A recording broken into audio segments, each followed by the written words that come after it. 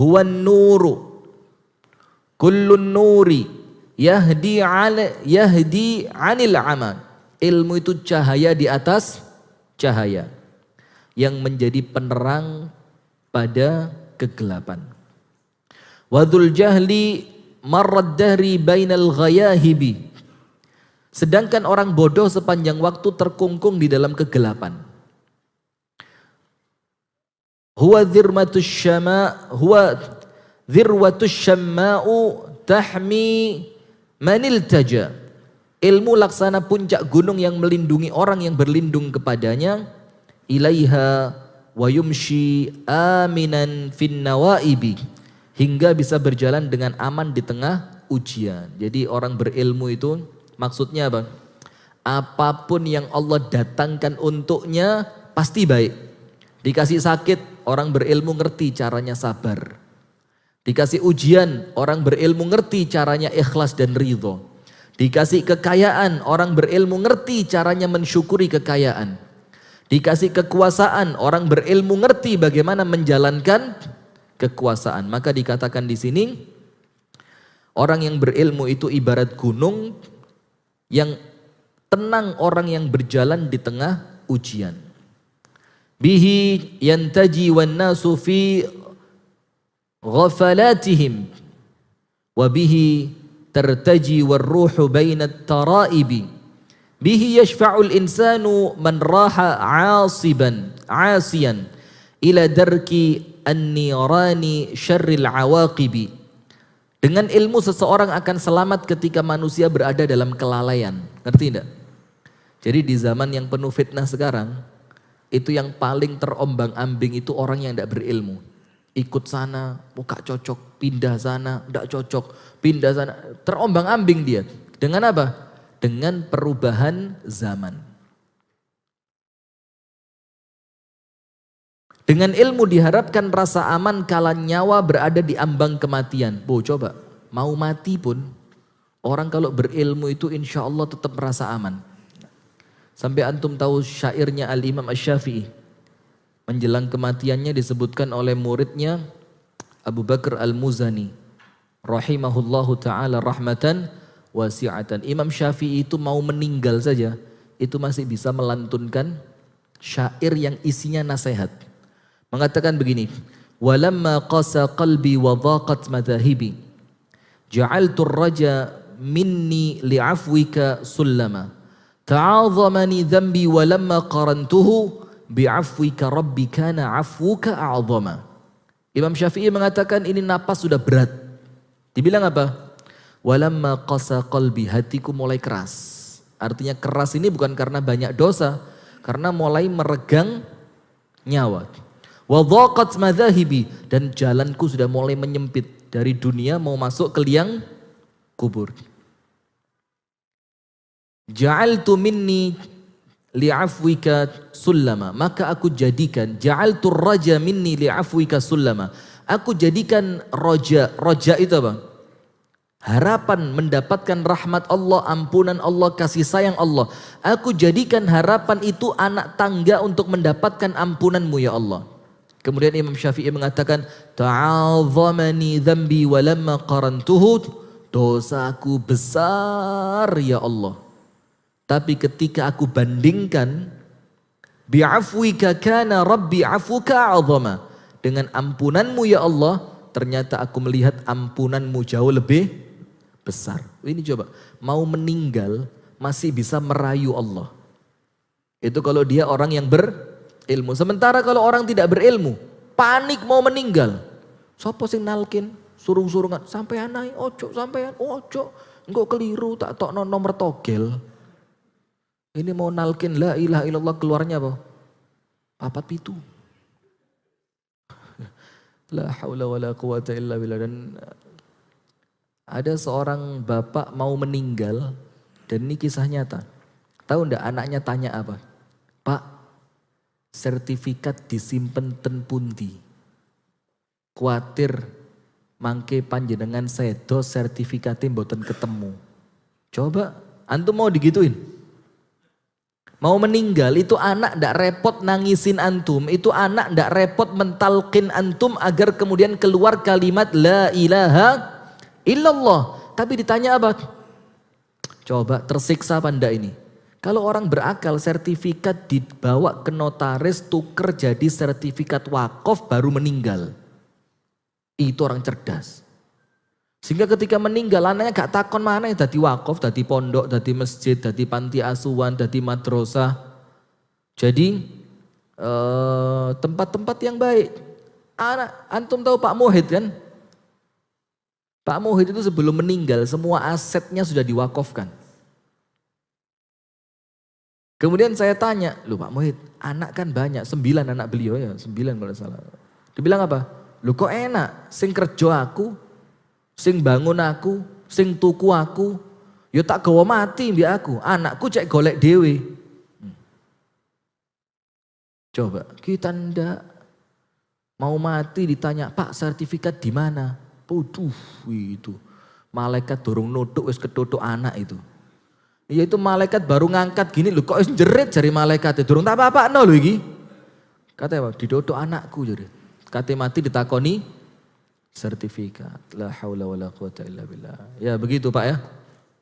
Pak Mul ya. Kemudian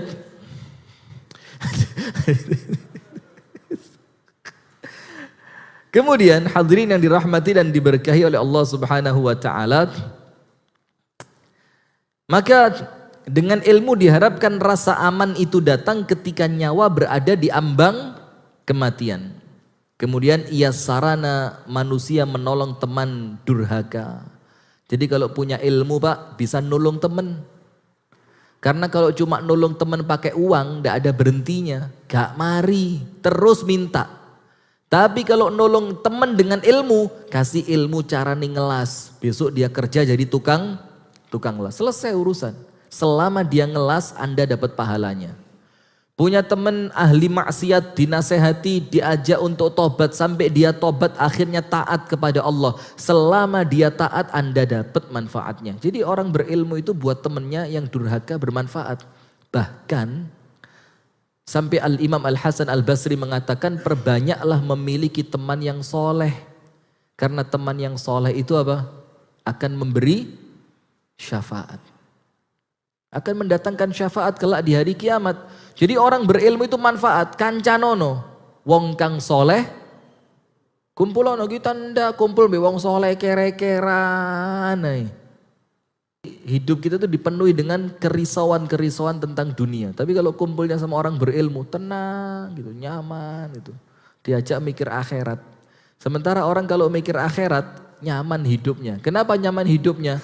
Karena mikir dunia sementara, akhirat yang selamanya.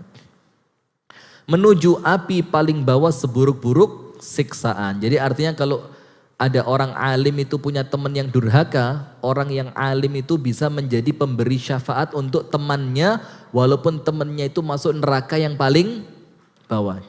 Bagaimana ceritanya? Panjang.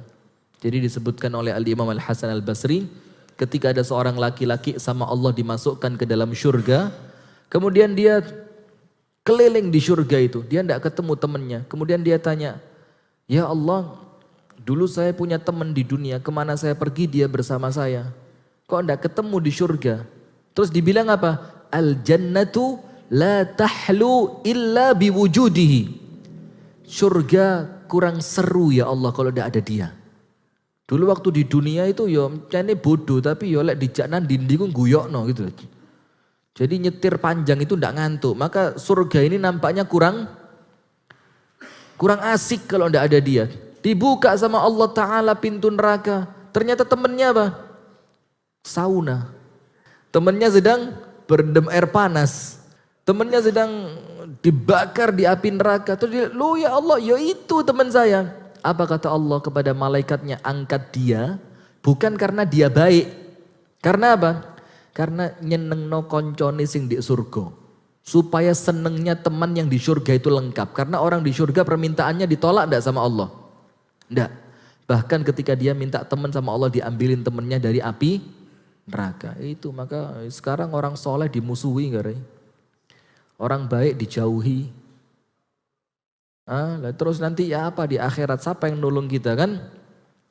Kemudian dikatakan berikutnya, faman ramahu ramal ma'ariba kullaha wa man hazahu qad haza kull matalibi huwal mansibul ali ya sahibal hija idza niltahu hawwin bifautil manasibi fa in fataka ad-dunya wa tibu na'imiha faghammid fa innal ilma khairul mawahibi. Dengerin ini.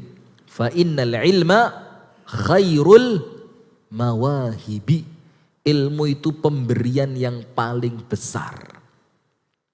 Jadi tidak ada orang yang diberi oleh Allah pemberian yang lebih besar dibandingkan ketika Allah beri ilmu. Nah tapi ingat, ilmu itu bukan kemudian ujuk-ujuk datang kayak kerutuan banyu udan, wah udan langsung tiba-tiba pinter gitu. Tidak ada, harus dikejar. Siapa yang menghendaki ilmu berarti menghendaki segala keutamaannya. Man ramahu ramal ma'ariba kullaha. Orang yang mencari ilmu itu berarti dia sedang mencari semua kemuliaannya ilmu. Dan siapa yang memperolehnya berarti telah memperoleh semua yang dicari. Wa man hazahu faqad haza kullal matalibi. Apa sih yang antum cari di dunia ini? Selamat, bahagia, nyaman, tenang, kan begitu. Kalau Anda punya ilmu, semua itu Anda dapat. Coba orang kaya kepingin apa sih? Orang itu kalau sudah kaya kepingin apa? Kan gambarannya kan uripe enak. Mau kemana-mana mudah. Mau makan apapun bisa, mau pergi kemanapun jalan, mau rekreasi ke negeri sejauh apapun bisa. Kan itu yang dicari oleh orang kaya itu. Padahal setelah dia kaya belum tentu dia menikmati kekayaannya. Banyak orang kaya raya kerja lembur sampai capek, waktunya menikmati stroke.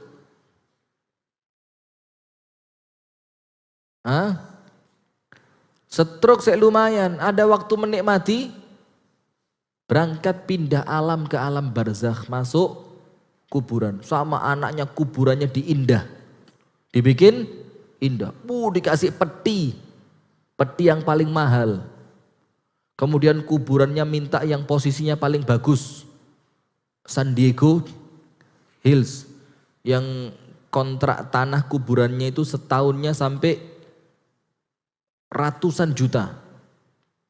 Tapi ya percuma, wong kuburan itu bukan letaknya kan, tapi amal orang yang masuk di dalamnya, maka tidak bisa. Sementara ketika Anda mendapatkan ilmu itu artinya Anda dapatkan semua yang diinginkan orang.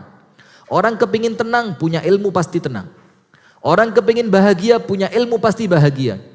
Orang kepingin mendapatkan petunjuk setiap ada masalah, dia dapat petunjuk dari semua masalahnya. Orang kepingin senantiasa aman dari gangguan, orang yang berilmu pasti aman dari gangguan. Kalaupun diganggu, Allah berikan apa? Kemampuan untuk bisa ikhlas dan tenang. Kemudian, wahai orang yang cerdas, ilmu adalah kedudukan yang tinggi. Jika Anda telah mendapatkannya, anggaplah ringan hilangnya jabatan dunia. Orang kalau sudah dapat ilmu, Pak, kehilangan dunia itu tidak pengaruh. Tidak pengaruh. Sama sekali tidak pengaruh. Bahkan Al-Imam Hanafi rahimahullahu ta'ala itu dikasih jabatan malah ditolak. Dikasih jabatan malah ditolak. Kenapa? Karena dia punya ilmu yang lebih nikmat dibanding jabatan itu. Dia punya ilmu yang lebih nikmat dibanding jabatan itu. Jika Anda kehilangan dunia dan kenikmatannya, maka faghammidh fa innal ilma khairul mawahibi. Kalau ternyata dunia itu hilang, wes tutup meripatmu. Tutup aja matanya, jangan mikir dunia. Kenapa? Karena Anda masih punya pemberian Allah yang terbaik, yaitu ilmu.